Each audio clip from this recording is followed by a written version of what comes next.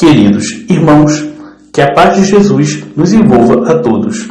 Estudaremos nesta oportunidade os tópicos pressentimentos e influência dos espíritos nos acontecimentos da vida, que são sequências do capítulo 9, parte 2 do Livro dos Espíritos. O capítulo é intitulado Da Intervenção dos Espíritos no Mundo Corporal. O nosso estudo abrangerá as questões 522 a 535 da referida obra. Antes de tudo, devemos fazer a nossa prece, elevando nosso pensamento a Jesus e aos benfeitores espirituais e pedindo permissão para dar início aos nossos trabalhos. Que as inspirações salutares do plano espiritual possam nos instruir e orientar, de modo que possamos aprender mais estes conceitos da doutrina dos espíritos. Que assim seja. A primeira notícia que obtemos, nos tópicos acima, diz respeito aos pressentimentos. Os pressentimentos, conforme a resposta da questão 522, dizem respeito não somente a um conselho íntimo de um espírito que nos quer bem, mas também à voz do instinto, que se manifesta como impressão que temos quando da chegada de momentos relevantes da nossa existência. Como espíritos que somos, antes de reencarnarmos, temos um conhecimento das principais fases da nossa existência e do panorama das nossas provas. Quando fatos importantes da nossa vida se tornam próximos, guardamos deles uma intuição vaga, que se torna pressentimento. Como dito, os pressentimentos e a voz do instinto são um tanto vagos, razão pela qual, na questão 523, os espíritos nos aconselham a orar a Deus e ao nosso anjo guardião, caso estejamos em dúvida de como proceder. Os pressentimentos são vagos, pois, de outro modo, acabaríamos por ter conhecimento do futuro. Porém, de ordinário, Deus não revela o futuro aos homens. Se o homem conhecesse o futuro, negligenciaria o presente e não trabalharia com toda a sua liberdade. Caso tivesse notícia de um fato futuro infeliz, nada mais faria, porque daria este como certo. Caso soubesse de um acontecimento futuro infeliz, poderia ficar em estado de depressão ou, então, tentaria evitar o fato. É importante que saibamos que Deus quer que nós tomemos parte na realização das coisas, até mesmo daquelas a que desejaríamos nos opor, pois é assim que preparamos as circunstâncias vindouras das nossas existências. Questão 869 e comentário de Kardec, a questão 871 do Livro dos Espíritos. Na questão 524, aprendemos que os espíritos protetores nos aconselham, não apenas com relação ao nosso proceder moral, mas com relação a todas as situações da vida, sugerindo ideias para que possamos viver da melhor maneira possível. Muitas vezes, no entanto, não damos ouvidos às suas orientações. O codificador, no seu comentário a tal resposta, nos alertou para o fato de que, quando não prestamos atenção ao conselho dos espíritos protetores, eles se utilizam das pessoas ao nosso redor para nos ajudar. Uma situação interessante, que ilustra o mencionado anteriormente, se encontra na obra Entre a Terra e o Céu, de André Luiz, psicografia de Francisco Cândido Xavier. Em um capítulo deste livro, foi narrado que o enfermeiro Mário Silva estava na casa de Antonina para prestar atendimento à filha dela, que se chamava Lisbela. André Luiz participava dos trabalhos espirituais, juntamente com o instrutor Clarencio, o qual informou que a lei de Deus estava reaproximando Mário Silva do casal Zulmira e Amaro, para que o enfermeiro pudesse exercitar o perdão. Zulmira foi noiva de Mário Silva, mas acabou por romper o compromisso e se casar com Amaro, fato que ainda despertava sentimentos negativos no enfermeiro. Antonina convidou Mário Silva para participar do culto no lar. O enfermeiro foi convidado a abrir um volume do Novo Testamento e, intuído pelo instrutor Clarencio, abriu o livro e leu a passagem do Evangelho de Mateus, capítulo 5, versículo 25. Concelia-te depressa com o teu adversário, enquanto te encontras a caminho com ele, para que não aconteça que o adversário te entregue ao juiz e o juiz te entregue ao oficial, para que sejas encerrado na prisão. A partir daí, os comentários do culto, feitos por Antonina e por seus filhos, ressaltavam a necessidade do perdão. Posteriormente, Mário Silva se dirigiu para um novo atendimento, sem saber que se encaminhava para a residência de Amaro e Zulmira, onde o filho do casal, Júlio, se encontrava doente. O enfermeiro travou uma luta íntima neste contato com seus antigos desafetos, mas a lembrança do culto de Antonina ficou muito presente em seus pensamentos. Na questão 525, somos informados que os espíritos influenciam nos acontecimentos da vida porque nos aconselham, mas é importante mencionar que eles não tolhem as nossas próprias escolhas. Um par de exemplos bem relevante pode ser extraído do livro Missionários da Luz, pelo Espírito André Luiz, psicografia de Francisco Cândido Xavier.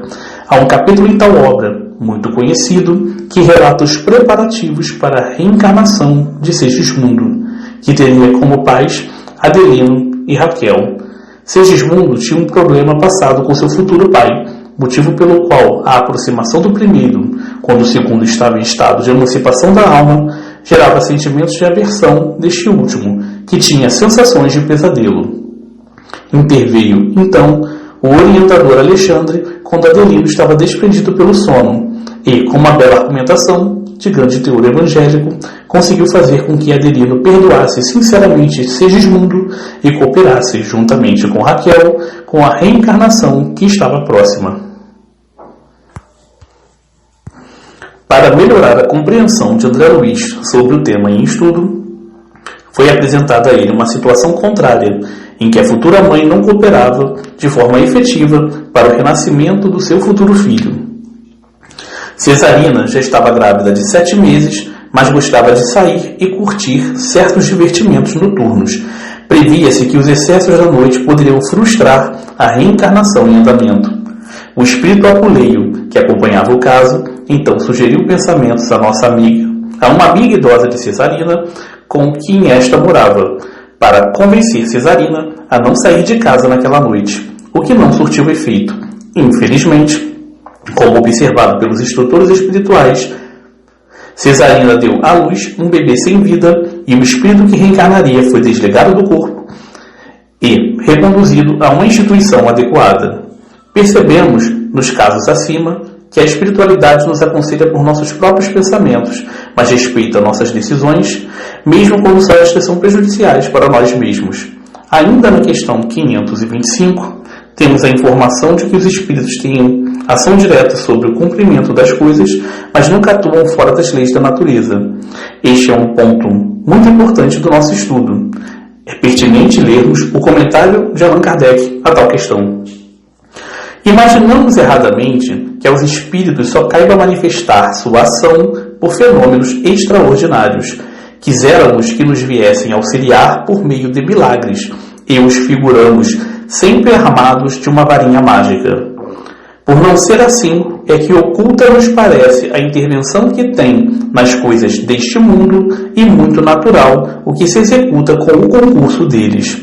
Assim é que, provocando, por exemplo, o encontro de duas pessoas que suporão encontrar-se por acaso, inspirando a alguém a ideia de passar por determinado lugar, chamando-lhe atenção para certo ponto, se disso resulta o que tenham em vista, eles obram de tal maneira que o homem, crente de que obedece a um impulso próprio, conserva sempre o seu livre arbítrio. Neste momento, é conveniente lembrar que os milagres têm sido entendidos por outras doutrinas religiosas como fatos sobrenaturais e excepcionais pelos quais Deus derrogaria as leis conhecidas da natureza. Assim, os milagres, segundo tal concepção, seriam inexplicáveis. Todavia, do ponto de vista do Espiritismo, tais fatos eram considerados milagrosos e inexplicáveis porque não havia ainda a compreensão das leis que os regem e que foram revelados por essa doutrina. Estas novas leis dizem respeito aos fluidos espirituais e às propriedades do perispírito, invólucro semimaterial do espírito. Portanto, os referidos fenômenos, considerados até então como sobrenaturais, retomam seu lugar entre os que são explicados por leis da natureza. Como disse Allan Kardec, na frase da folha de rosto de A Gênese, Deus prova sua grandeza e seu poder pela imutabilidade das suas leis, e não pela abrogação delas, e não pela revogação delas. Do exposto antes, apreendemos outra consequência interessante, observada pelo codificador. Como a ideia anterior de milagres, a intervenção divina era rara e os fatos desta natureza beneficiavam poucas pessoas. Com as explicações fornecidas pelo Espiritismo, tais fatos entram no domínio das leis naturais e se torna possível perceber que a influência dos espíritos nos acontecimentos da vida se dá de forma cotidiana, mesmo com respeito ao nosso livre-arbítrio, o que revela, de melhor maneira, a solicitude de Deus para com suas criaturas. Um bom exemplo de como a influência dos espíritos ocorre de forma bem natural é relatado no romance A Tragédia de Santa Maria, pelo espírito Bezerra de Menezes, psicografia de Ivone Pereira. Na primeira parte desta história é narrada a situação de Pamela, jovem educada na fé espírita, que, com 20 anos, foi para a capital do estado do Rio de Janeiro para buscar melhores condições de vida, até completar 25 anos, idade na qual receberia uma herança. Em sua encarnação anterior, Pamela foi afilhada do Dr. Bezerra de Menezes e o referido espírito, sempre que possível, acompanhava o desenrolar da encarnação atual da jovem.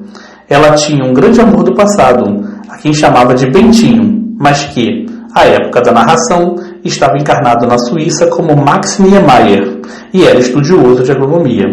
Um certo dia, quando desprendida pelo sono, Pamela visitou Max e, após este ter falado sobre a falta que sentia da jovem e as impressões sobre sua vida presente e a solidão em que vivia, um homem suíço contou que pretendia estudar o Esperanto e pediu a Pamela que fizesse o mesmo, pois poderiam encontrar um meio de, quem sabe, trocar correspondências em tal idioma.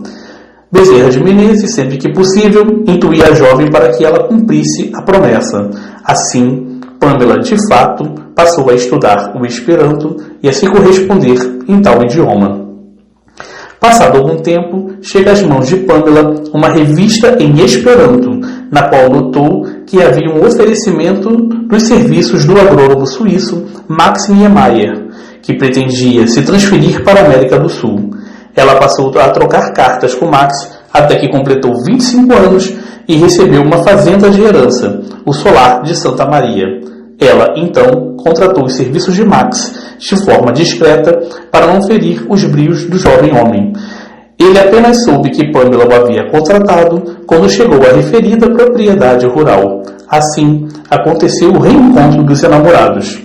Na questão 526, Allan Kardec, de posse da informação de que os espíritos têm ação sobre a matéria, estava interessado em saber se eles produzem certos efeitos materiais para que se dê um acontecimento.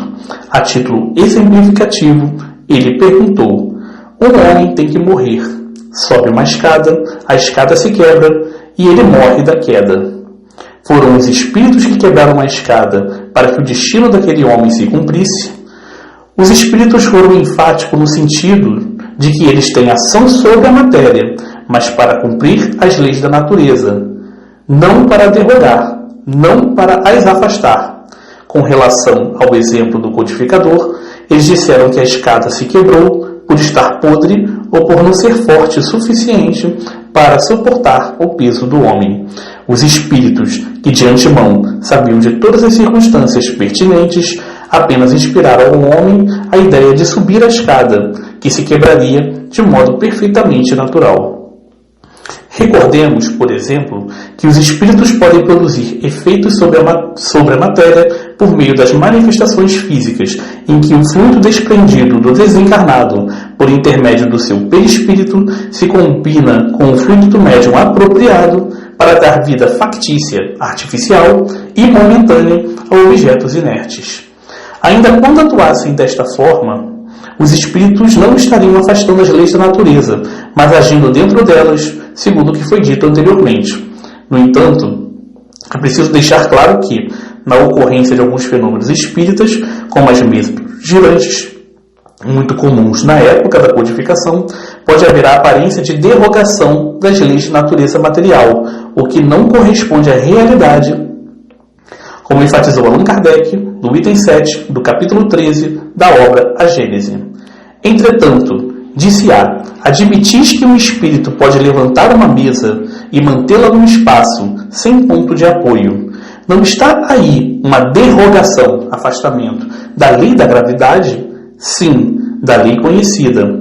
Conhecem-se, porém, todas as leis antes que se houvesse experimentado a força ascensional de alguns gases. Quem diria que uma pesada máquina transportando muitos homens poderia triunfar da força de atração? Por que, pois, um fluido desconhecido careceria da propriedade de contrabalançar, em dadas circunstâncias, o efeito da gravidade, como o hidrogênio contrabalança o peso do balão? É, efetivamente, o que sucede no caso de que se trata. Ou seja, pela combinação dos fluidos mencionados no fenômeno das mesas girantes, o espírito consegue dar vida factícia, artificial, à mesa, que se levanta ao seu impulso, contrabalançando a lei material da gravidade. No entanto, como exposto antes, os espíritos que atuam no cumprimento dos fatos da vida não produzem acontecimentos com afastamento das leis de natureza material e com produção de efeitos inesperados, imprevisíveis. Eles atuam, sobretudo, no pensamento dos encarnados, para que os acontecimentos se deem. Apenas para ficar bem claro, se uma pessoa desencarnou num acidente de carro por falha do freio do automóvel, isto não aconteceu porque os espíritos danificaram os componentes do veículo, mas sim porque houve desgastes das peças. Se ocorreu a queda de um avião por falha mecânica, não foram os espíritos que produziram a avaria da aeronave, etc. Nestes casos, os espíritos podem ter sugerido às pessoas envolvidas nos acidentes que estivessem nos locais precisos para que os eventos se dessem, pela natureza das suas próprias provas ou expiações. Podemos pensar em inúmeros exemplos de mesmas características.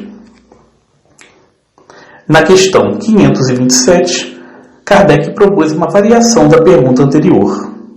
Tomemos outro exemplo, em que não entre a matéria em seu estado natural. Um homem tem de morrer fulminado pelo raio. Refugia-se debaixo de uma árvore, estala o raio e o mata. Poderá dar-se, tenham sido os espíritos que provocaram o raio, dirigindo-o para o homem? A perspicácia, a inteligência do codificador na indagação acima diz respeito ao fato de que ele certamente já estava informado sobre os espíritos atuarem na produção de fenômenos da natureza para excitar, acalmar ou dirigir os elementos, conforme questão 536 do Livro dos Espíritos. Assim, até seria razoável supor que os desencarnados que têm tais ocupações poderiam dirigir o raio para o homem que precisava vir a falecer, fulminado pela descarga elétrica. Porém, este é um ponto importante, os espíritos deixaram bem claro, mais uma vez, o seu modo de atuar nesses casos. Dá-se o mesmo que anteriormente.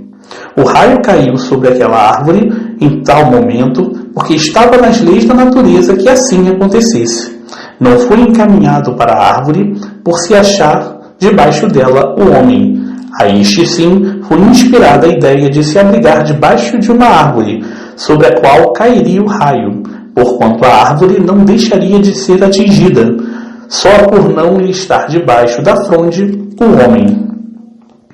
Nesta mesma linha de raciocínio, o codificador, na questão 528, elaborou uma hipótese em que uma pessoa mal intencionada dispara uma arma de fogo contra uma outra, que consegue sair ilesa, pois o projétil, bala, passou perto da possível vítima, sem a atingir.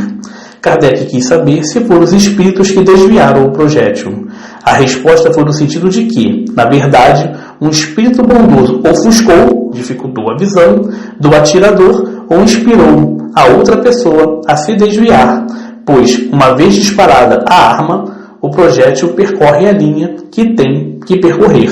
Mais uma vez, foi confirmado o ensinamento anterior, no sentido de que os espíritos não afastam a ocorrência dos fenômenos segundo as leis da natureza material. Na pergunta 529, Kardec indagou sobre a lenda das balas encantadas, que sempre atingiria o alvo. A resposta dos espíritos é simples e clara, dispensa maiores comentários. Pura imaginação, o homem gosta do maravilhoso e não se contenta com as maravilhas da natureza. Questão de profundo significado é a 529A, que leremos a seguir. Podem os espíritos que dirigem os acontecimentos terrenos ter obstada, impedida, sua ação por espíritos que queiram o contrário? Resposta: o que Deus quer se executa. Se houver demora na execução, ou lhe surjam obstáculos, é porque Ele assim o quis. Portanto, nada acontece sem que seja a vontade de Deus. Devemos ter fé nesta verdade profunda. Nas questões 530, 531 e 534, o codificador questionou sobre a influência dos espíritos inferiores, levianos e zombeteiros nos acontecimentos do cotidiano. No estudo anterior, sobre o pensamento, mencionamos, de modo parecido, que os espíritos de tal natureza causam aborrecimentos e podem representar provas para nos fazer exercitar a paciência, e que, muitas vezes, eles agem assim por nenhum motivo, mas há hipóteses em que atuam impelidos por animosidade pessoal, decorrente de mau proceder de um encarnado, ocorrido nesta ou em outra existência. Mais uma vez, os espíritos informam que a melhor maneira de neutralizar a influência dos desencarnados imperfeitos é orar por eles e retribuir o mal com o bem, lembrando que foi aconselhado na questão 469 que depositemos em Deus a nossa confiança. Ainda devemos agir de tal modo a evitarmos as consequências das tramas em que os espíritos inferiores pretendem enredar-nos. No entanto, devemos estar cientes de que nem toda circunstância negativa em nossas vidas ocorre por culpa dos espíritos. Muitas vezes, andamos errados na elaboração e na execução dos nossos projetos, e estes não dão certo por nosso próprio modo de proceder. Recordemos aquele exemplo de O Livro dos Médiuns, em que o agricultor escreveu uma carta a Allan Kardec porque os animais deste primeiro homem estavam morrendo e o homem acreditava que havia uma interferência espiritual no caso. O codificador, quando indagou a um espírito sobre tal situação, obteve a resposta de que os currais do agricultor estavam infectados e que ele não os reparava porque custava dinheiro. Na sequência do nosso estudo, transcrevamos a questão 532 do Livro dos Espíritos. Têm os espíritos o poder de afastar de certas pessoas os males e de favorecê-las com a prosperidade? De todo não, porquanto há males que estão nos decretos da providência. Amenizam-vos, porém, as dores e dando-vos paciência e resignação. Ficai igualmente sabendo que de vós depende muitas vezes poupar-vos aos males, ou, quando menos, atenuá-los. A inteligência Deus vou-la outorgou para que dela vos servais, e é principalmente por meio da vossa inteligência que os espíritos vos auxiliam, sugerindo-vos ideias propícias ao vosso bem. Mas não assistem senão os que sabem assistir-se a si mesmos. Este o sentido destas palavras: buscai e achareis, batei e se vos abrirá. Sabei ainda que nem sempre é um mal o que vos parece sê-lo. Frequentemente, do que considerais um mal, sairá um bem muito maior. Quase nunca compreendeis isto, porque só atentais no momento presente ou na vossa própria pessoa. Na resposta acima, há uma relevante questão moral. Os bons espíritos nos aconselham e sugerem bons pensamentos, mas nosso caminho não é facilitado a todo momento, porque o nosso objetivo, com as provas terrenas, é adquirir experiência, desenvolvendo nossa inteligência e moralidade. Os bons espíritos já atingiram um patamar evolutivo mais elevado, porque eles já realizaram os esforços deles em outras existências. Cabe a nós fazer a nossa parte. Se os bons espíritos solucionassem todas as questões para nós, nós nunca melhoraríamos. Na questão 533, foi esclarecido que, algumas vezes, como prova, os espíritos podem criar circunstâncias que deem riqueza àqueles que a pedem, mas, em geral, eles se recusam a fazê-lo, como se recusa um pedido insensato de uma criança. Na pergunta 533A, Kardec quis saber que categoria de espírito concede este tipo de favor? A resposta foi no sentido de que depende da intenção, mas, na maior parte dos casos, são espíritos inferiores que nos querem arrastar para o mal e encontram fácil caminho de o fazerem pelos gozos oriundos da riqueza. Finalmente, na questão 535, obtemos a informação de que, quando se dá um acontecimento feliz em nossas vidas, devemos agradecer a Deus, sem cuja permissão nada se faz. Devemos ainda agradecer aos bons espíritos, que são os executores da vontade do Criador. Se esquecêssemos de agradecer, ocorreria conosco o que se dá com os ingratos. O codificador afirmou que, no entanto, pessoas há que não pedem nem agradecem e às quais tudo sai bem. Os espíritos fizeram a seguinte advertência: assim é, de fato, mas importa ver o fim. Pagaram bem caro essa felicidade de que não são merecedores, pois quanto mais houverem recebido, tantos maiores contas terão que prestar. Aprendemos, com o estudo realizado nesta oportunidade, que Deus estende sua solicitude às suas criaturas e nos envia bons espíritos, agentes da sua vontade, para que se cumpram as circunstâncias necessárias às nossas provas e expiações, de modo que possamos quitar nossos débitos com a lei do Criador e prosseguir em nossa evolução. Devemos crer nesta realidade, captando as inspirações que nos chegam da espiritualidade, para que possamos vencer as adversidades e trabalharmos para obter, pouco a pouco, a nossa reforma íntima. Neste contexto, para finalizarmos o nosso estudo, gostaríamos de deixar um exemplo elaborado pelo codificador, que consta do item 8 do capítulo 27 de O Evangelho segundo o Espiritismo. Tomemos um exemplo. Um homem se acha perdido no deserto.